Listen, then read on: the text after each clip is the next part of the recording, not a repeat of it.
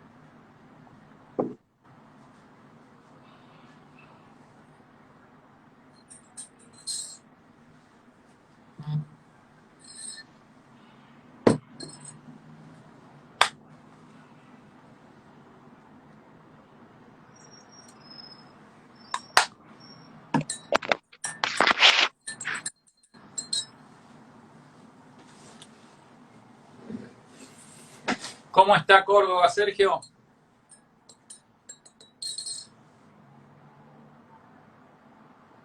Bueno, tenemos que se va uniendo Josefa. Hola Josefa, desde Caracas, querida Josefa, un abrazo muy grande. Marcela, Marce se ha unido. Vale, un saludo. Y también nuestra querida Mili. ¿Cómo estás, Mili? Un abrazo grande. ¿Vos me escuchás, Sergio, bien? Perfectamente. ¿Vos me escuchás a mí? Sí, sí, perfecto. Excelente. Así que Sí, hay... a mí me agarró, por eso llegué justo ahora, Ah, no María, me porque me digas. agarró la lluvia saliendo de trabajar y tuve como una hora varado que no podía acceder a mi Ah, casa, pero qué se han bravo, inundado un montón de lugares. qué bravo, qué bravo. Acá hay varios lugares, recién estaba en charla con alguien del interior de la provincia de Buenos Aires que estaba lloviendo. Acá en Capital no. ¿No? Hay mucha luz, ahí se ve lindo sol. Sí, en este momento sí, vos sabés que el lugar donde estoy ahora, que es mi espacio de trabajo, tiene vista al poniente, digamos, así que a esta hora entra un sol bárbaro.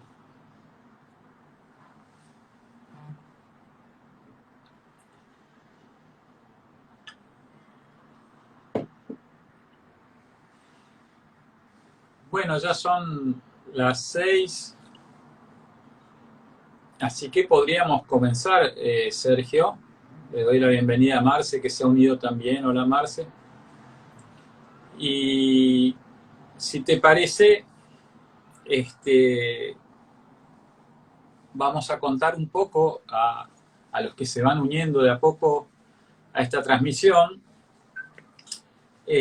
acerca de este tema de la sombra, ¿no? ¿Qué tema? Eh, que desde mi mirada es tan crucial en estos tiempos, ¿no? De tantas divisiones. Hay demasiadas divisiones afuera, ¿no? Para estar también muy divididos por adentro, creo.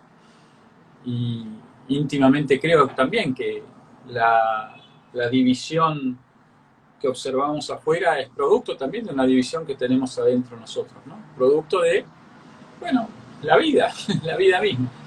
La educación, la crianza, los mandatos, en fin, eso que seguro, bueno, vos vas a charlar mejor que yo ahora, pero ese camino de individuación, ¿no? Que vamos primero una existencia quizá muy asimilada a ciertas formas que quizá poco tienen que ver conmigo, y hay ciertas cosas que son mías, pero por tal vez miedo al rechazo social, eh, las voy mandando al cuarto de atrás, ¿no? Que no se vean ahí, estas quedan para mí, hasta que llegan a ocupar un espacio que decís, bueno, no, no puedo, no. Y ahí es donde empezamos a sufrir, ¿no? A sufrir eh, una sensación de asfixia, de agobio, emociones de todo tipo, quizá emociones tóxicas como la ira, como la envidia, como la... Y a medida que crecemos, si eso no lo trabajamos, eso nos va trayendo problemas. Y eso es lo que vamos a... y cuando digo problemas pueden ser incluso problemas serios de salud, ni hablar de los problemas vinculares. Así que de eso es lo que vamos a hablar en los 3 encuentros que arrancamos el 19 de noviembre, los viernes de 18 a 20, y va a ser el 19, el 26 y el 3 de diciembre. Viernes 19, viernes 26 y viernes 3 de diciembre de 18 a 20 horas. Pero contame un poco, o contémosle juntos a la audiencia un poco más acerca de la sombra. ¿Por qué tenemos una sombra, Sergio? Em, y, a ver, no sé, yo pienso que podríamos decir que tenemos una sombra porque ninguna conciencia es capaz de abarcar la totalidad de lo que somos.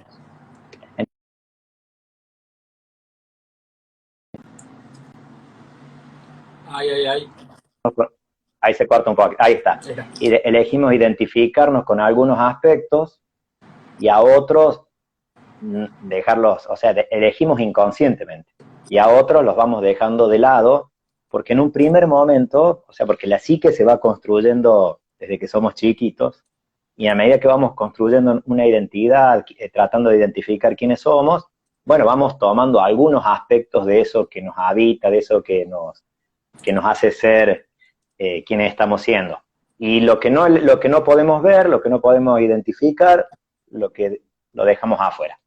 Y eso es la sombra. Porque a veces se tiende como a pensar que la sombra tiene que ver con las partes malas nuestras. Uh-huh.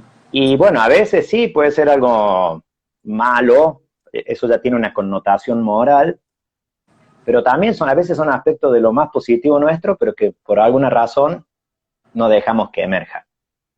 Pero me quedé pensando en lo primero que dijiste, de la sociedad fragmentada como materialización, digamos, de nuestras fragmentaciones personales. Eso Jung en un texto tiene, bueno, lo dice en muchas partes, pero tiene un texto muy lindo que se llama Presente y Futuro, que es del 58, casi al final, se muere en el 61, donde está tratando de hablar un poco de lo que pasa, digamos, de la situación. Y él dice que si no trabajamos en lo personal con nuestra sombra, no vamos a poder resolver los conflictos con los que nos enfrentamos hacia afuera.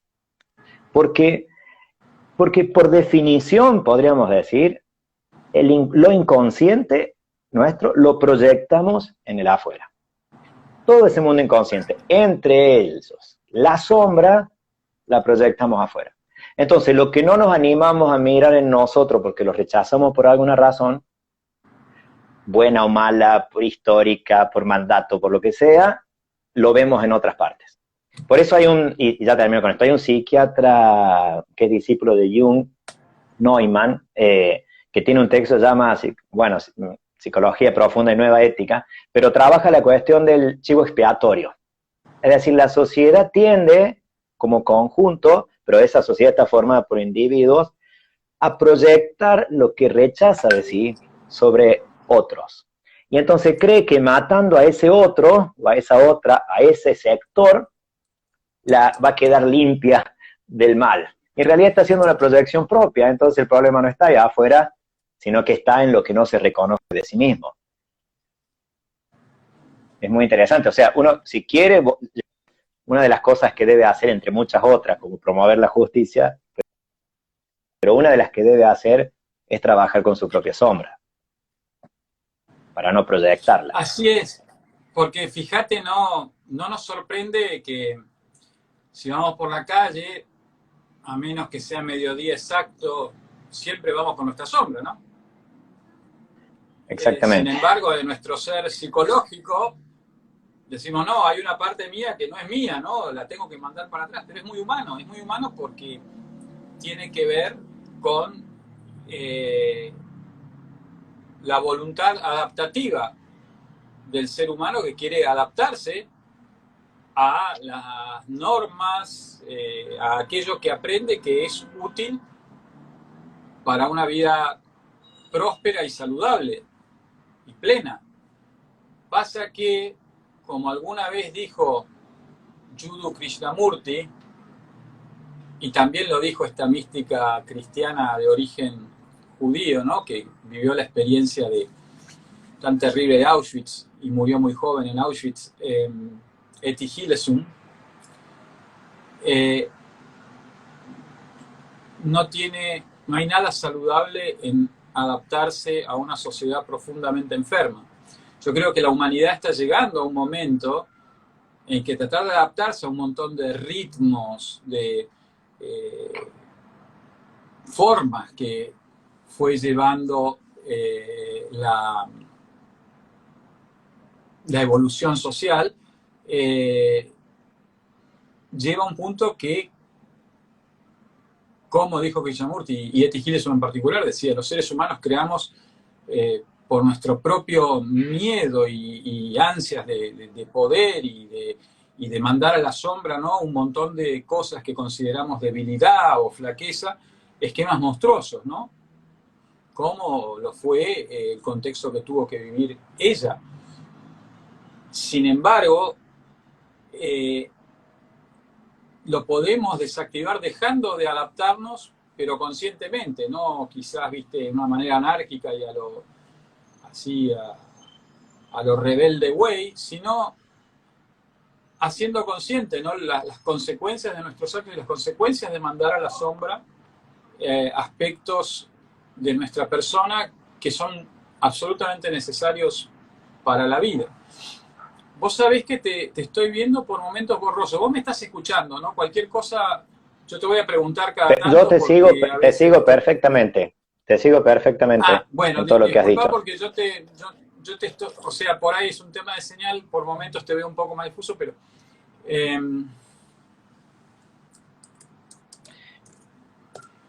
Sí, así que, yo creo que viste, pensaba en esto que decís, ¿no? sí, Que no hay nada bueno en adaptarse a una sociedad enferma. Yo le agregaría eso, que estoy sumamente de acuerdo en que no hay nadie que tenga, o sea, es como que por ahí ya estábamos adaptados.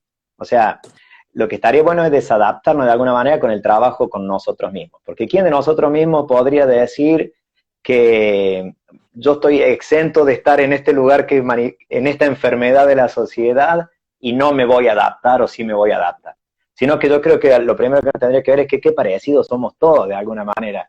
Y por eso esta sociedad está enferma, para poder empezar a hacerme cargo, digamos, de las sombras que yo porto, contenerlas, no tirárselas a nadie encima, y de esa manera ir como pudiendo retirarme.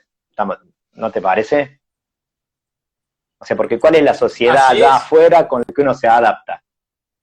¿Es esa que soy yo? ¿O no? exactamente, es esa que soy yo, solo que lo que hacemos inconscientemente, claro, por eso tan importante es trabajar la conciencia.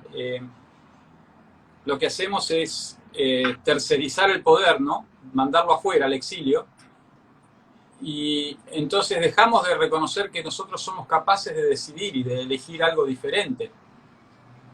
Ahora sí me parece que hay un pequeño bache, o me estás escuchando. Sí, voy a esperar unos minutos porque me parece que hay un pequeño bache.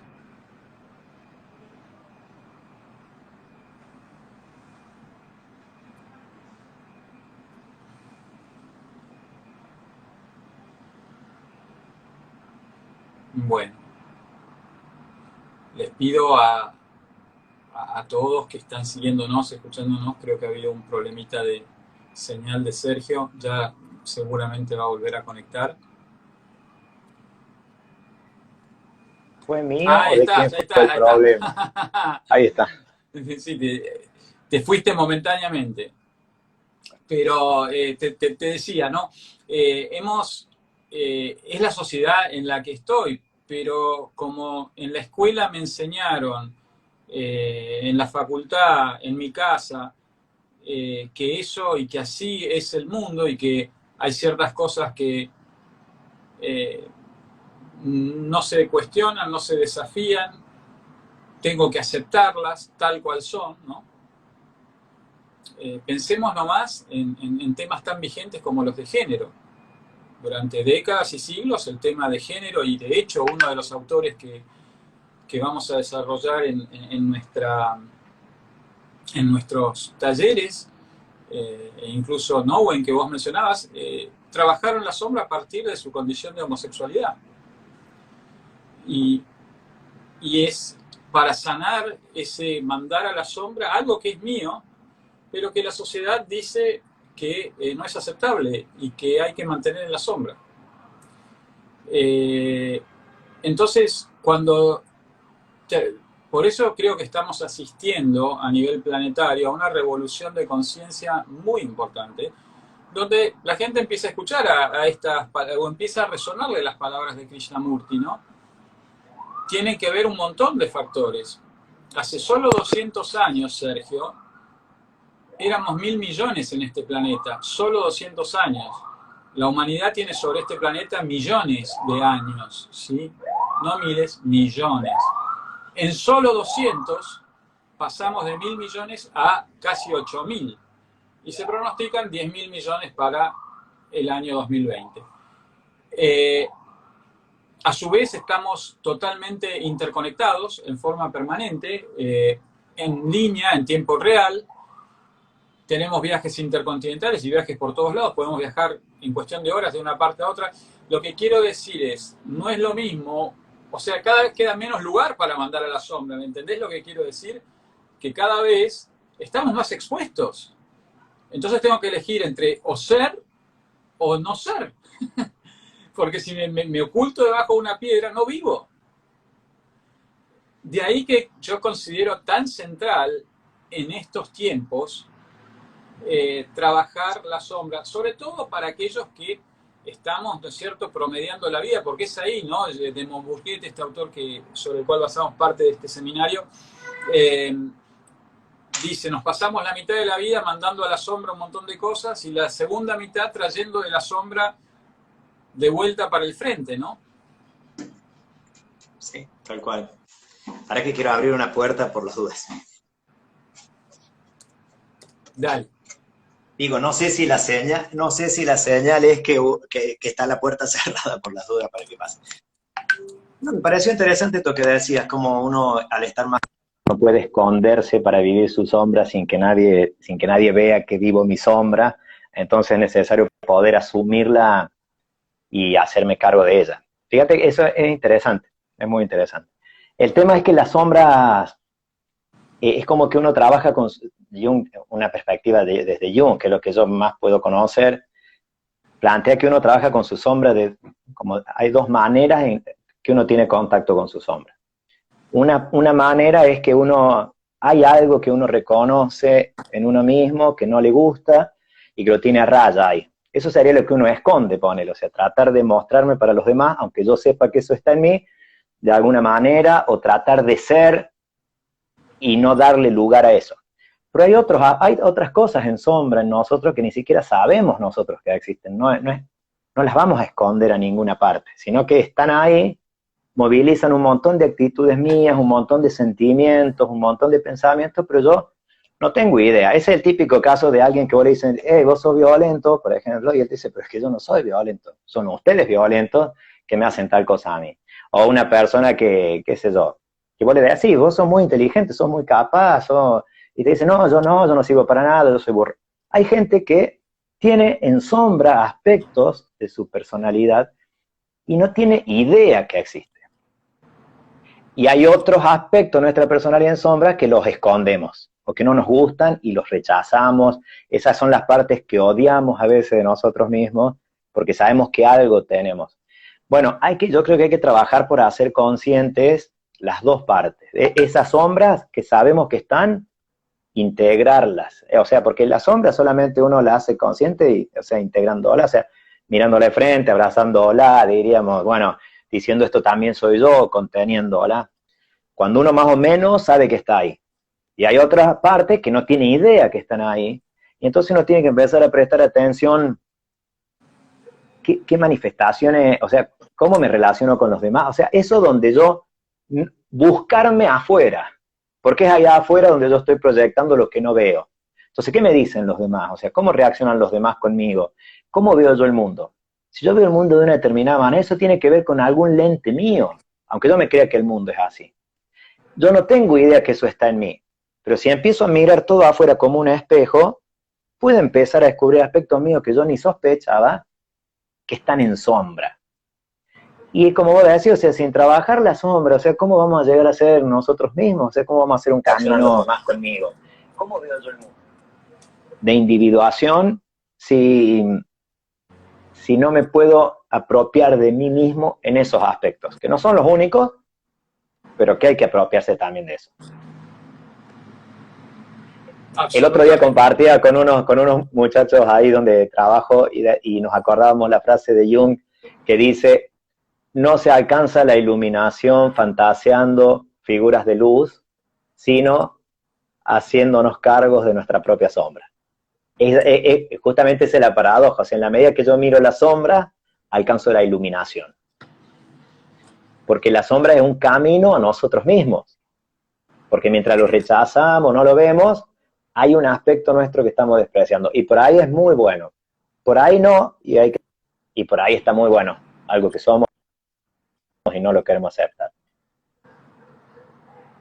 Tal cual. O algo que la sombra tiene que ver también con lo que nos disgusta del otro, ¿no?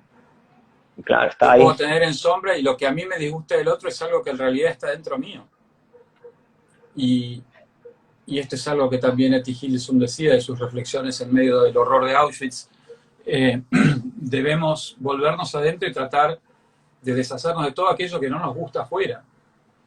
Porque si está afuera, está adentro mío. Esto tiene un poco que ver con algo que nos comenta Marce. Te lo leo, Sergio. Dale. Marce nos dice, consulto, respecto a esta forma de decir mandar a la sombra, en mi opinión es diferente a aquello que habiendo reconocido algo que no nos gusta, lo ocultamos o reprimimos. Me parece que son cosas diferentes. Algo que no nos gusta puede ser reprimido. La sombra es algo que no lo vemos, incluso aspectos en luz. Yo arranco comentándole algo. Primero, agradecerle mucho el comentario a Marce. Segundo, desde ya que la sombra, podemos tener aspectos en luz, en sombra, absolutamente. El punto es que al estar en sombra, tal vez son aspectos de luz. Suponte, la sensibilidad es un aspecto maravilloso en una persona, pero durante mucho tiempo, generaciones, y quizá en algunas culturas todavía, mostrarse sensible, por ejemplo, tanto mujeres como varones, pero particularmente por una historia cultural en los varones, era algo que no era bienvenido, o mostrar las emociones, esto de los hombres no lloran, y entonces era un aspecto de luz, ¿no? Quizá a esa sensibilidad iba asociado un montón de manifestaciones como habilidad artística, como habilidad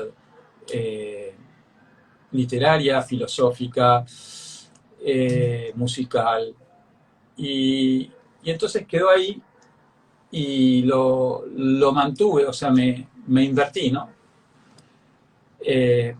A esto nos referimos cuando usamos la expresión esa de mandar a la sombra, Marce, pero estoy en un todo de acuerdo con vos que son tanto aspectos de luz como no luminosos, Pero, ¿no? Eso es lo que decía Sergio un poco al principio, que no solo se trata de las cosas feas, se trata de cosas lindas que nos hacen sufrir porque sabemos que están ahí y no las podemos manifestar. Sí, Sergio. Sí, sí, no, agregar algo a esto que dice la Marcel. Primero, me parece que habría que decir que no hay verdades absolutas en relación al acercamiento que podemos tener a la psique. O sea, de por sí, hablar de sombra ya forma parte de una línea de interpretación de los procesos psíquicos. Que sé yo, un lacaniano o desde otras espiritualidades no se hablaría en esta línea. Por eso siempre son como conceptos, ideas que nos ayudan como a comprender nuestro funcionamiento y hay muchas maneras de acercarnos. Entonces yo creo que puede haber un concepto de sombra más amplio, conceptos de sombra más restringidos.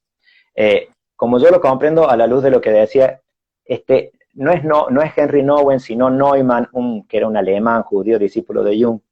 Perdón, en el perdón texto. entonces, yo me Pero enganché no importa, con no importa, pero lo aclaro lo mismo para que no lo busquen en Henry Nouwen, eso. Pero digamos, y él plantea que tenemos en sombra de esta doble manera. O sea, lo reprimido que tiene que ver más con la noción de pecado a veces dentro del cristianismo o del judeocristianismo, eso malo que hacemos o que nos acecha, los malos pensamientos.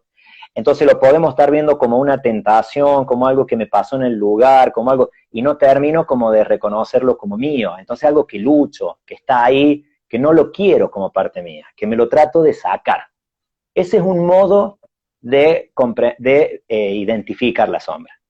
Pero están los otros aspectos que le llama suprimidos, es que donde la sombra, directamente esto que decía recién, y por eso Marce estuvo re bien, porque me parece que lo comprendiste muy bien lo que decíamos, es que yo ni siquiera me entero que existe ese aspecto. Y este autor habla de la sombra en esta doble perspectiva. El tema que es al integrar la sombra, yo tengo que integrar lo que no me doy cuenta, pero también tengo que integrar eso que sé que está en mí, que lo veo como negativo y no me gusta. El ejemplo que ponía con respecto a la orientación sexual, por ejemplo, que decía José María recién. Es un aspecto que a lo mejor yo no lo quiero reconocer como mío, que no lo quiero, que no me gusta, que lo rechazo, que lo odio, porque la sociedad me dice que está mal. Entonces, es un aspecto que está en sombra, pero yo lo estoy pudiendo visualizar. Y puede haber una persona con una orientación sexual determinada que nunca la quiere, como nunca ni la miro, a lo mejor está ahí, pero ni la acepta. Las dos partes serían sombra. Pero una es más peligrosa por sus manifestaciones hacia afuera que la otra. La que yo ni veo me maneja mucho más que esa otra con la que yo peleo continuamente. Porque recuerden, todo lo que es inconsciente y yo no lo hago consciente tiene bastante influencia sobre mí y como no me doy cuenta, es como cuando alguien me manipula. Si alguien me manipula y yo nunca me doy cuenta, es peligroso, yo voy a terminar haciendo las cosas que ese manipulador me sugiere. En cambio, si yo empiezo a darme cuenta que me están manipulando, puedo tomar distancia. Igual pasa con la sombra actuando en nosotros. Pero puede ser que, como dice José María, los aspectos de la sombra pueden ser muy positivos. Lo que pasa es que al no estar hechos conscientes, emergen distorsionadas. No me quiero poner muy pesado. Así es. Con las cosas estas, pero... De hecho, Carl Jung decía que la sombra es puro oro. Es oro puro, sí, pero porque es un camino a nosotros mismos. Exacto. Necesario de atravesar. Por eso en la mitología aparecen, digamos, por ejemplo, vieron que el castillo donde está la princesa y el príncipe tiene que rescatar, siempre tiene que vencer un dragón, una serpiente, cruzar un puente de cocodrilos. Todo eso dentro de lo que es mitológico, y cuando la mitología expresa nuestros procesos psíquicos, porque en la mitología estarían expresados simbólicamente cosas que nosotros vivimos, los seres humanos. El príncipe ese, el héroe, es nuestra conciencia, nuestro yo, que va en búsqueda de su sí mismo más profundo, que es la princesa, es decir, lo que lo plenifica. Ahora, para alcanzar ese sí mismo, tiene que atravesar siempre ciertos peligros. En todas las mitologías pasa así. Entonces, tiene que enfrentar demonios, tiene que enfrentar dragones, tiene que enfrentar... Esa es la sombra. ¿Por qué el camino a nosotros mismos? Porque es un aspecto nuestro. Por más feo que sea o por más lindo que sea, yo necesito poderlo ver. Y esa sombra siempre viene con un mensaje. Y por eso es oro puro. Porque a través de él alcanzamos nuestra individuación, nuestro ser más genuino. Tal cual, Sergio, qué interesante, qué buen punto y que, mira, están llegando más consultas, ¿no? Y vienen tan bien todo esto que acabas de decir. Pues ese dragón, esa figura, ¿no?, que hay que vencer para rescatar a la princesa, son figuras arquetípicas, ¿no?, del inconsciente. Exacto. Es el grueso del trabajo de Jung, que de algún modo manifiestan la distinción entre el ego y el self, el verdadero ser, el sí mismo que decía Jung, ¿no? Nosotros no somos el ego. En algún lugar somos una sola cosa, ¿no? El ego es parte de un todo mucho más grande y por eso se manifiesta, ¿no?, en el inconsciente esa lucha, ¿no?, por la individuación, por ver quién soy de verdad, que soy mucho más que ese ego. Por eso, prácticas como la contemplación, la meditación, donde buscamos trascender esa dualidad demonio-Dios para entrar en la integridad, en el asiento del ser y reconocerme como parte de algo mucho más grande, es tan importante. Entonces, aquí tenemos una pregunta de María José que nos dice: ¿cómo podemos usar los sueños para conocer e interpretar nuestras sombras? Es una muy buena pregunta. El inconsciente tiene dos lenguajes, fundamentalmente: el lenguaje de los sueños y el lenguaje de la imaginación. Entonces, estudiar los sueños, allí se manifiestan estos arquetipos, estos aspectos que quizás no somos tan conscientes, que tienen la oportunidad de manifestarse en los sueños. El primer consejo es adoptar un diario de sueños para tener al lado de la cama. Es muy difícil registrar sueños. Es terriblemente difícil porque uno se olvida al minuto de despertar, ya probablemente se olvidó del sueño. Por eso es muy importante tener un diario, un anotador, al lado de la cama para registrar los sueños. Y luego, mirando qué arquetipos se van, y esto es lo que vamos a desarrollar en el encuentro número 3. Dar algunas, esto es un trabajo de toda la vida, pero dar algunas herramientas para poder interpretar los sueños y ver qué se manifiesta que no está en mi plano consciente. Y eso me lleva a otro aspecto. O sea, la imaginación es muy importante, por eso las artes, el poder dejar volar la imaginación sobre una tela, dejar volar la imaginación en una pieza musical, en el jardín o en una obra de teatro, también me ayudan a conocer qué aspectos están en sombras en un ambiente seguro y cuidado. Y finalmente, para hilvanar con otra pregunta que nos hace Paz, dice: ¿qué pasa si no te enterás que lo tenés o no lo sabés cómo lo sacás? Bueno, la verdad que ese es todo el fundamento del trabajo personal y del trabajo también contemplativo, es decir, a través, por ejemplo, de la meditación, donde realmente reconocemos que yo no me puedo definir, necesito de un otro. Es esa famosa pregunta que Jesús le hace a sus discípulos: ¿ustedes quién dicen que soy? Fulano dice aquello, Mengano dice esto otro, ¿y ustedes quién dicen que soy? Porque de algún modo él mismo no se puede definir. Hace falta un otro, y en el campo del acompañamiento de personas y en especial ejecutivo, usamos una herramienta que se llama la ventana de Johari, que tiene 4 cuadrantes, ¿no? Un cuadrante público, donde está todo aquello que todo el mundo sabe de mí y lo que yo sé de mí.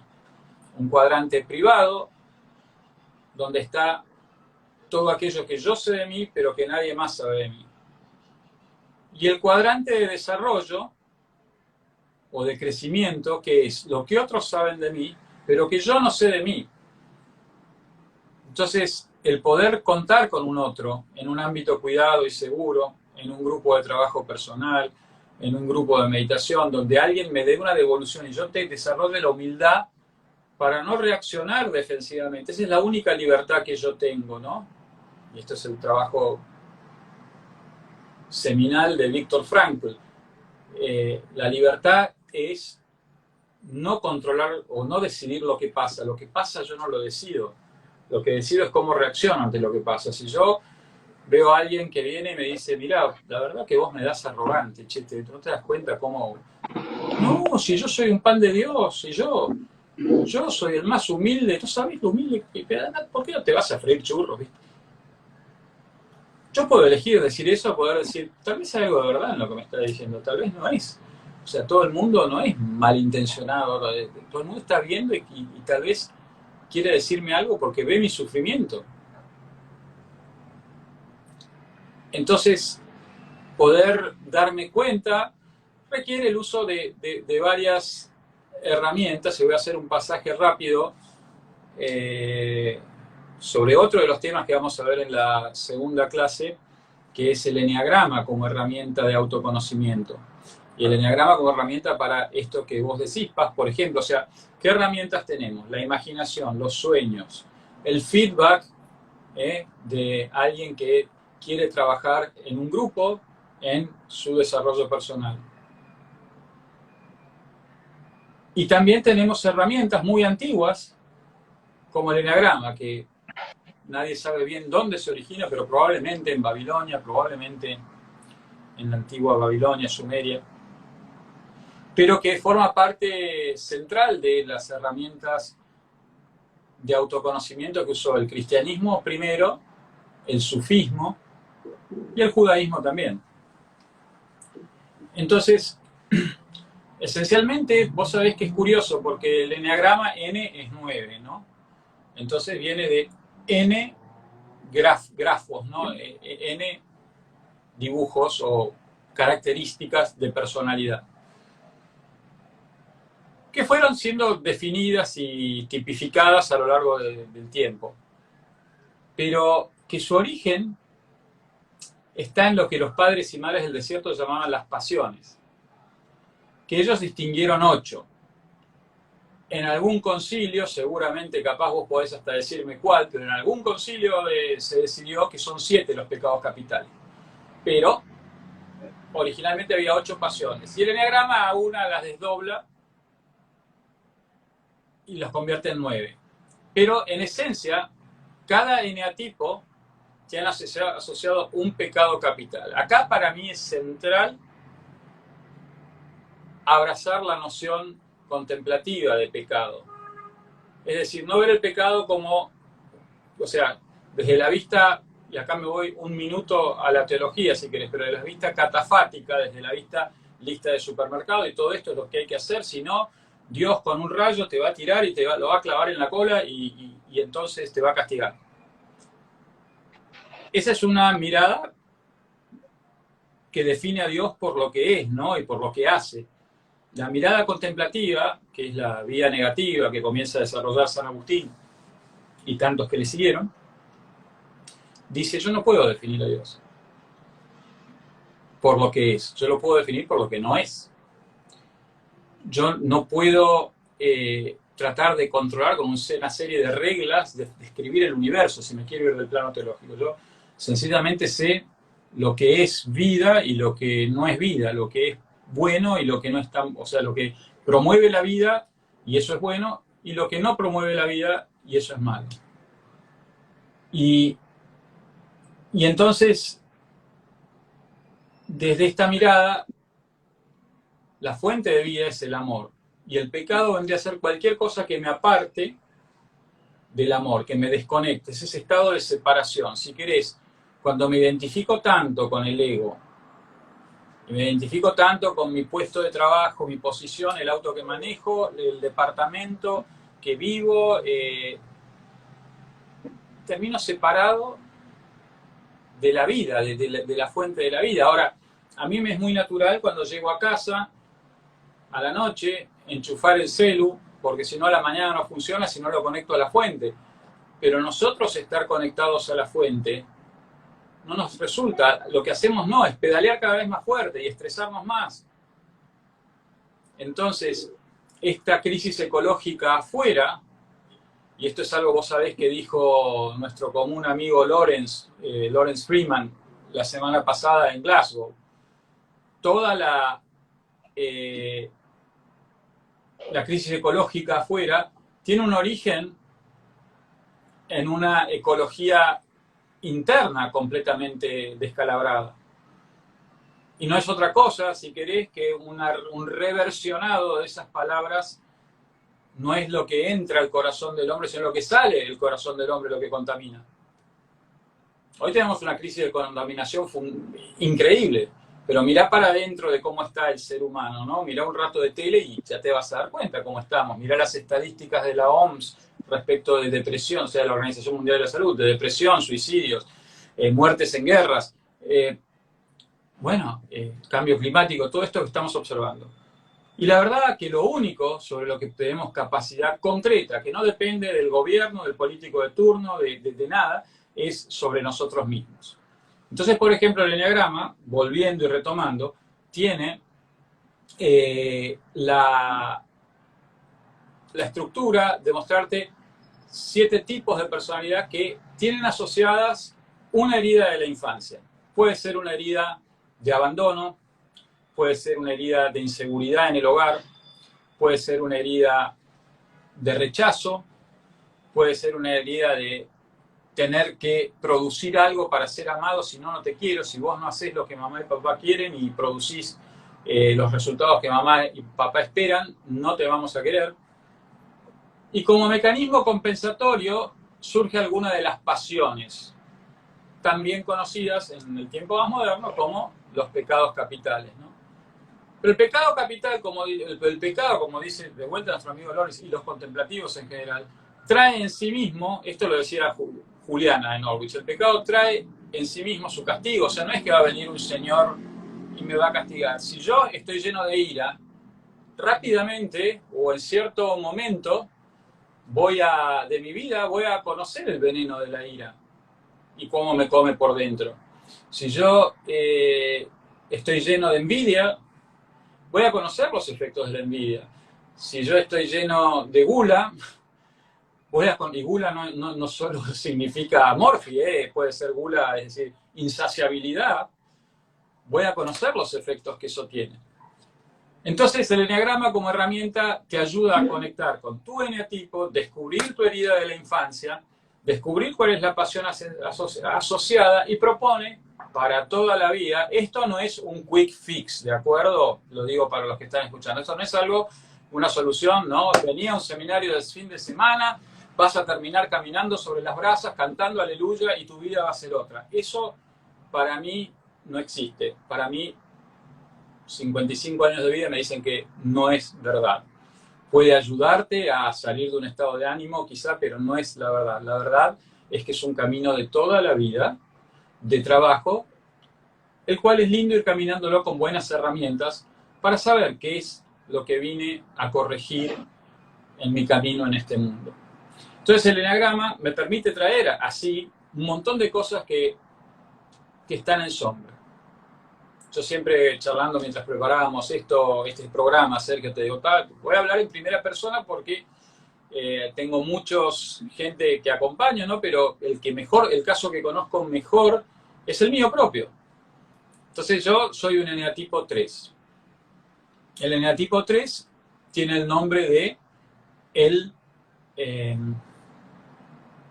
el que logra, el achiever en inglés, ¿viste? Esa palabra traduce. El eficiente. El eficiente, ¿no? Cuando yo descubrí eso, empecé a recordar mi infancia. Y sí, mis viejos, la verdad que mi sensación era que me querían cuando traía buenas notas, me querían cuando los hacía sentir orgullosos. Entonces yo siempre, ¿no? Cada uno está, el otro, por ejemplo, el que tenía tipo 2, por poner otro, ¿no? Ahora, como un ejemplo, es el ayudador, ¿no? Y es la persona que solo era querida si le era de servicio a otro.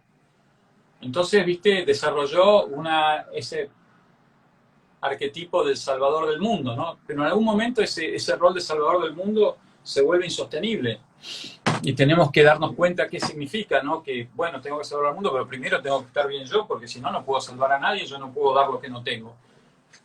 ¿Cómo le voy a ayudar a alguien si no me puedo ayudar ni a mí mismo? Entonces, y el 3 por su parte, no se puede ser eficiente en todo. No se puede ganar siempre. Eso lo vamos aprendiendo con la experiencia. Y los golpes, ¿no?, duros a lo largo de la vida, una enfermedad, un divorcio,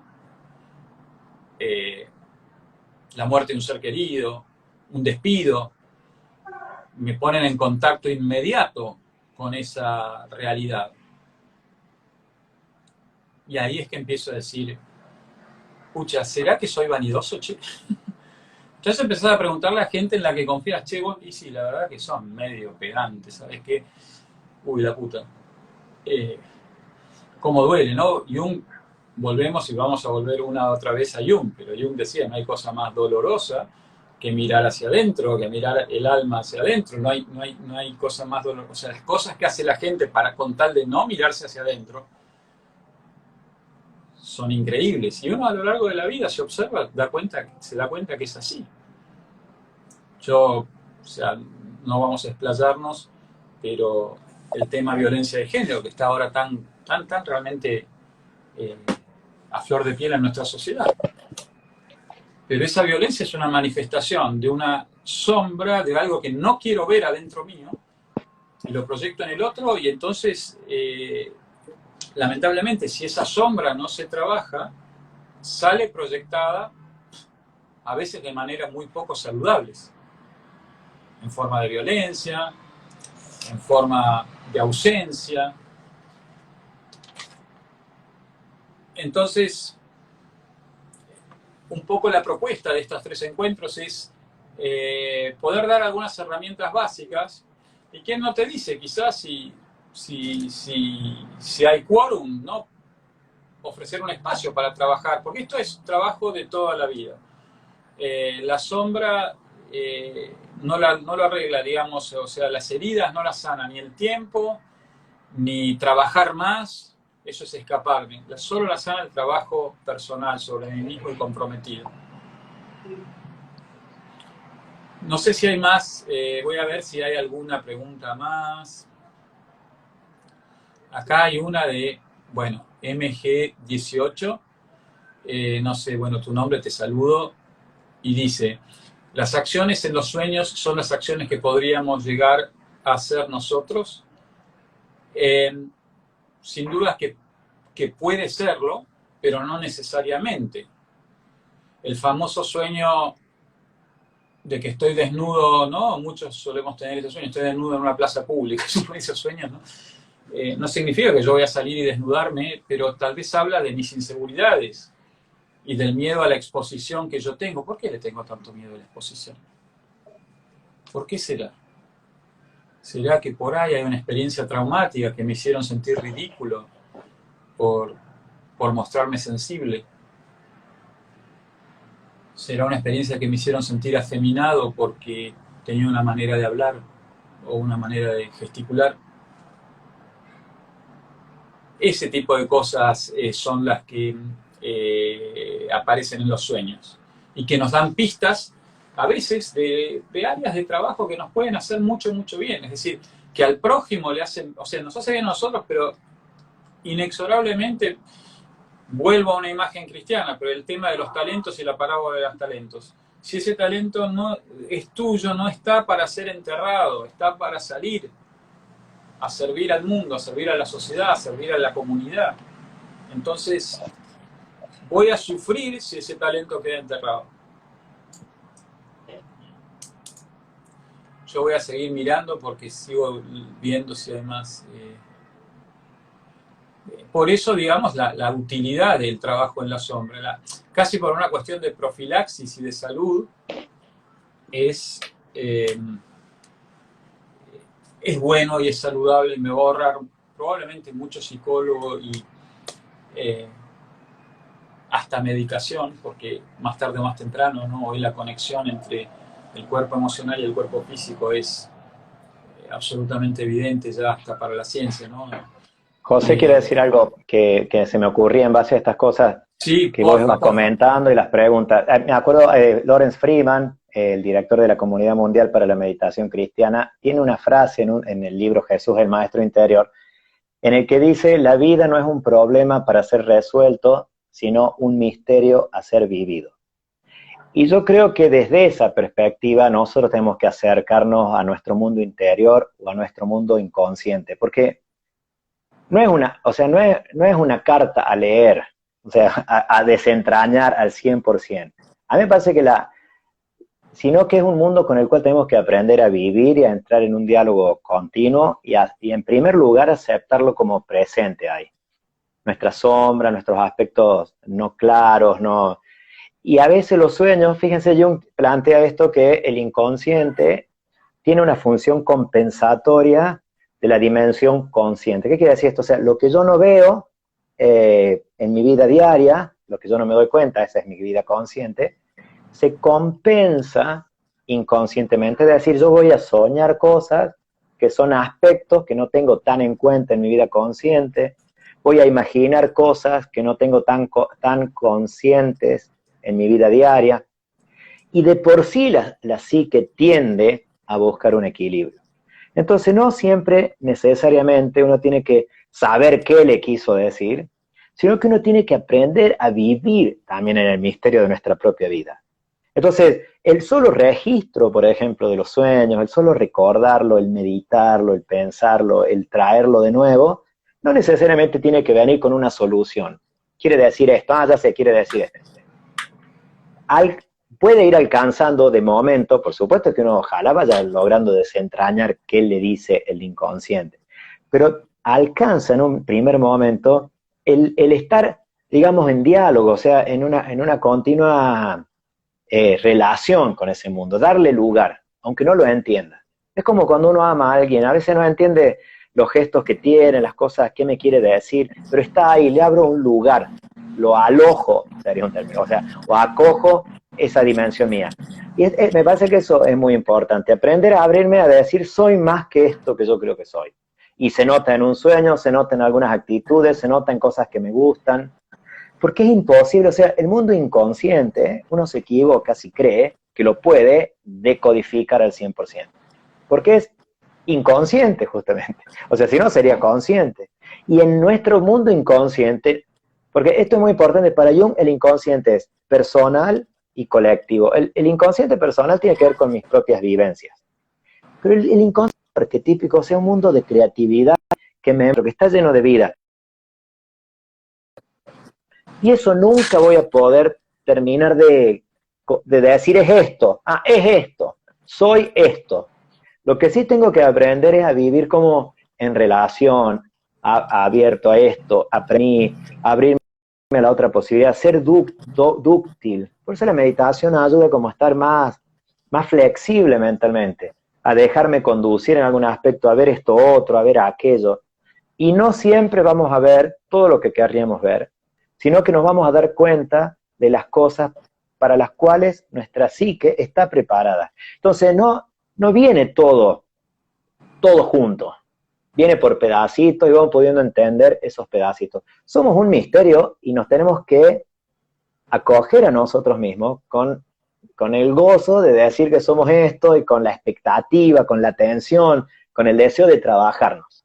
No es un problema que tengamos que resolver nuestro mundo inconsciente. Es alguien con quien tenemos que vivir porque somos nosotros mismos.